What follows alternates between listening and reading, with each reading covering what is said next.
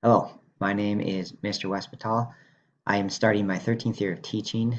I taught originally at the middle school, RMS, and I taught there for 7 years, and now this will be my 6th year at the high school. I teach Algebra 2 in a class called AP Computer Science.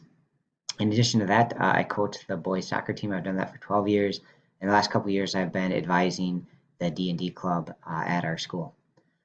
The thing I'm most looking forward to is with the upcoming school year is to see the students in person again. I missed that last spring when we were doing the distance learning. I really missed interacting with the kids on a daily basis. So I know it's limited at the start of this year, but I'm excited to be back with the students in person, talking to them, getting to know them, laughing, having fun.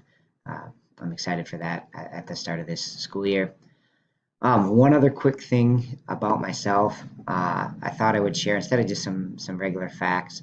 I have this is from a game I like to play called Two Truths and a Lie.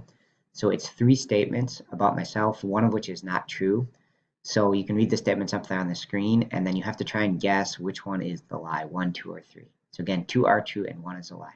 So you can email me your guess at the address seen there.